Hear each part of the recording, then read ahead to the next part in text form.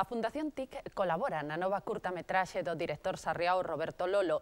Técnicos e bolseiros da Fundación participan na rodaxe que principiou esta semana na Unión de Sarria. Estivemos alí para traerlles imaxes da filmación das primeiras secuencias e as impresións dos protagonistas.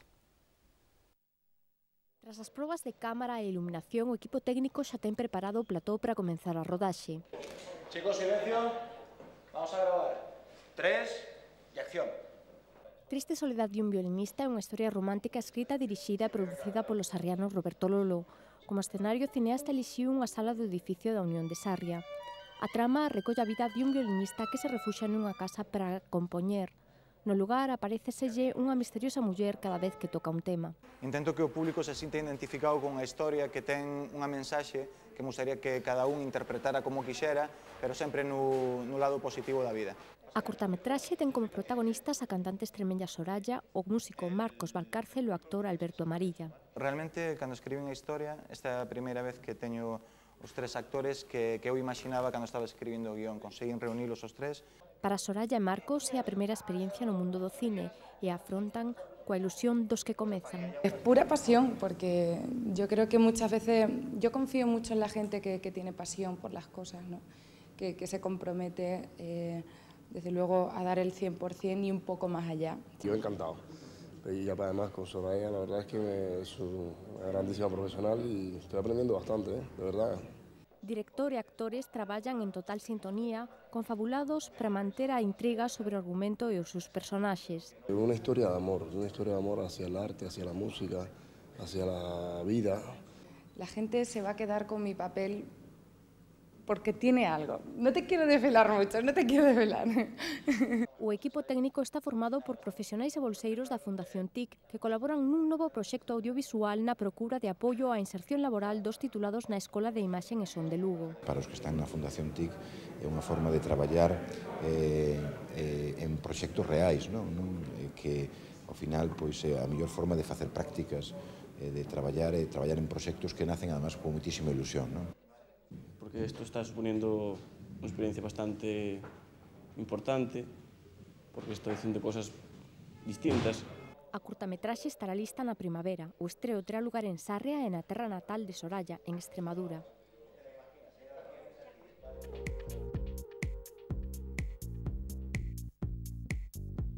A páxina web da Fundación TIC recibiu durante o mes de xaneiro máis do dobre de visitas que o mes anterior no que se puxo en marcha o seu redeseño. O sitio web experimentou unha profunda remodelación para facelo máis actual e interactivo coa inclusión de máis vídeos como as curtametraxes realizadas polos alumnos da Escola de Imaxe e Son e o informativo Lugo de norte a sur. Tras a reforma, a páxina recibiu un 166% máis de visitas, pero a diferencia é mellor se o comparamos co mesmo período do ano anterior en que as visitas á web se multiplicaron por 6. O presidente da Diputación visitou o centro de recría que a cooperativa Cogasar ten en Castrogude, no concello do Incio. Gómez Besteiro quixo comprobar in situ o funcionamento destas instalacións, xa que o organismo provincial ten previsto construir este ano o primeiro centro de recría público de España na Granxa Galloso Castro.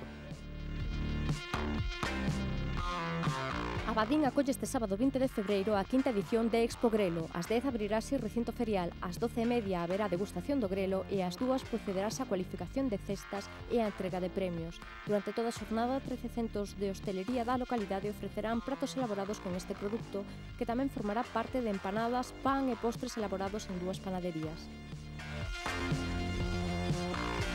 Cita gastronómica tamén este fin de semana en Sarria.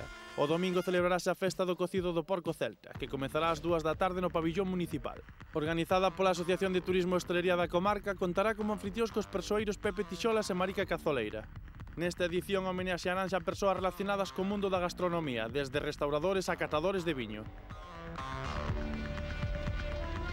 O 1 de marzo comenzarán 5 novos cursos organizados polo Centro de Artesanía e Deseño da Deputación. 2 son de cestaría, en concreto de palmito e de iniciación á cestaría de Bimbio, outro de xoiería sobre técnicas de soldeo, un cuarto de olería de Bonxe e, por último, un de técnicas de macramé dentro do apartado de textil. Todos os interesados poderán inscribirse ata 2 días antes do inicio do curso. Teñen máis información na páxina web da Deputación.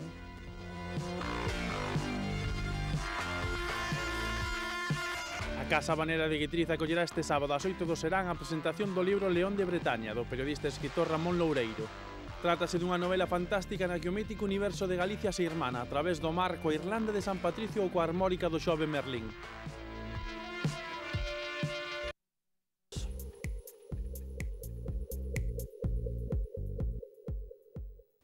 Neste tempo que adicamos a coñecer o labor das empresas asentadas na nosa provincia, achegámonos hoxe a Vilugo. A firma vilalbesa decidiu sumarse á produción avícola ecolóxica e hoxe crían polos nas 8 granxas que teñen espalladas pola nosa provincia.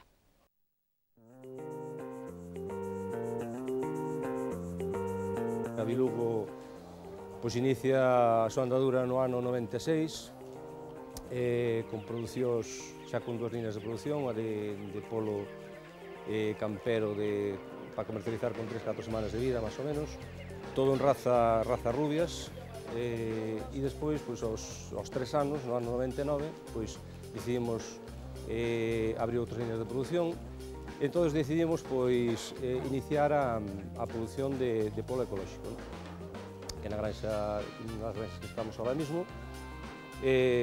Entonces a produción entra o poliño recién nacido dun día de vida, igual que na convencional.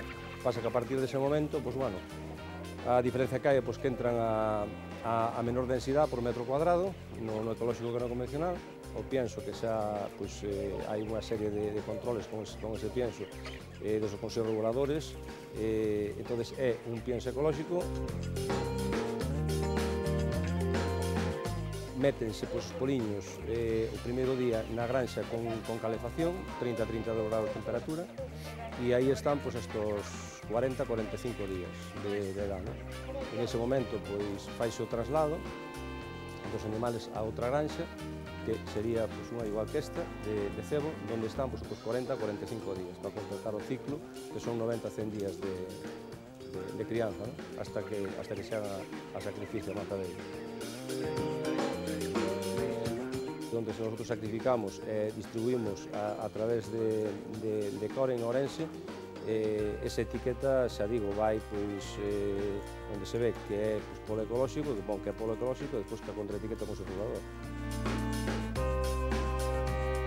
Son producións todo referente a producións ecolóxicas que van despacio.